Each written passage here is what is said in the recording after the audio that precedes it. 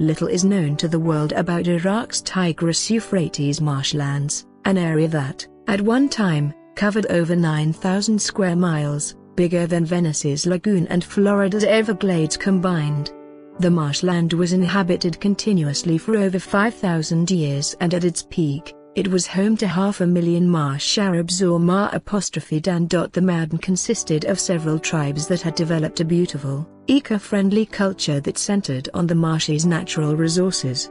One of the truly admirable aspects of their lifestyle was their beautifully elaborate dwellings, floating houses made entirely out of reeds that were harvested from the open water. These architectural wonders, strongly reminiscent of the casoni of the Venetian fishermen, were called mudhif.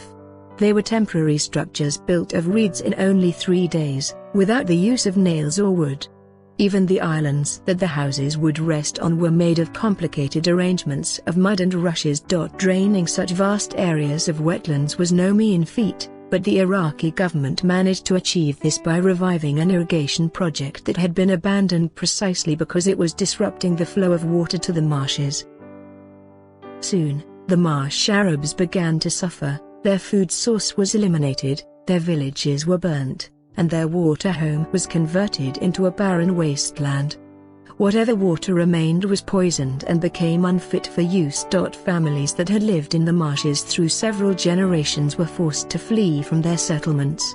They had to abandon their traditional lifestyle and move to other Iraqi towns or Iranian refugee camps. Currently, not more than 1,500 Marsh Arabs are estimated to be still living in the traditional housing. There is a single ray of hope, however, in the form of Nature Iraq, an organization founded by an Iraqi-American hydraulic engineer. He is leading efforts to restore the Marsh Arabs to their homes with financial support from other countries. The organization recently reconstructed a traditional reed mudhif, demonstrating that the ancient architectural method can still be used today. Nature Iraq is also attempting to honor the age-old tradition of the Madden, who have always offered refuge to those in need. The reed mudhif is now serving as a guest house, offering accommodation for locals, travelers, and anyone who wants to have a discussion about the future of the marshes.